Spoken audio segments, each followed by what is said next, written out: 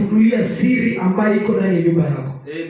Haijalishi unapitia mangapi, haijalishi umesema mangapi, lakini Biblia inasema kwamba unapomwita Mungu, unapomwita tu Mungu, yeye mwenyewe ataitikia na hataficha uso wake kwako. Atakuwa kila siku anakutembelea, anakupea neno la ujasiri.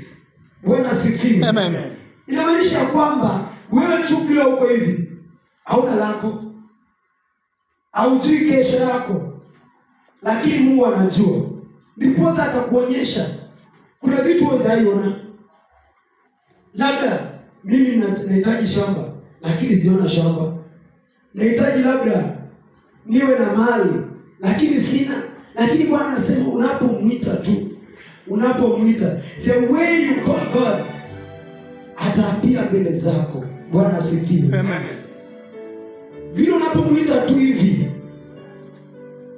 Yesu atakuwa pamoja na wewe. Bwana asifiwe. Amen. Unapomwita Yesu ndani yako, itakuwa umeita kitu kikubwa sana maishani. Kwa sababu Yeremia, ilikuwa mara ya pili Bwana akimwijia. Bwana asifiwe. Amen. Mara ya kwanza Yeremia alikuwa mtoto mdogo, lakini Bwana akamtia moyo akamwambia, nilikuumba kutoka tumboni la mama yako na najua ambacho nimeweka mbele zako. Bwana asifiwe. Amen. Na hapa tena amenikumbusha kwamba unaponiita mimi, yaani mimi, alisema mimi unaponiita, yaani Bwana ndo anasema mimi ukiniita nitakuitikia. Na tena makubwa. Amen. Kuna watu wengine, watoto wetu ama familia zetu na ndugu zetu wamelemewa. Tunaanza kuwaza mambo mabaya, licha ni wachawi nini. Hatujajua kwamba huyu Mungu ambaye tunamwamini ni huyu Mungu ambaye anatenda na kuonyesha. Bwana asifiwe. Amen. Ndiposa mtu mmoja akasema ya kwamba kuna mtu mahali hajajua neno, lakini anakuja kanisani.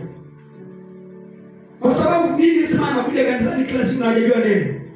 Bwana anasema yeye ndio daktari wa madaktari. Lakini unajilimi, tunasema hata nikienda kanisani wakinichelewesha itabidi nibebe dosi, nimeza hiyo dosi kanisani. Hakuna, wachana na hiyo kitu.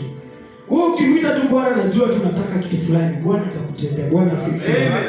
Ndipo anasema kwamba unahitaji kuwa na Mungu kando na wewe. Bwana asifiwe. Amen. Kitabu cha mwisho ambacho ni John 5.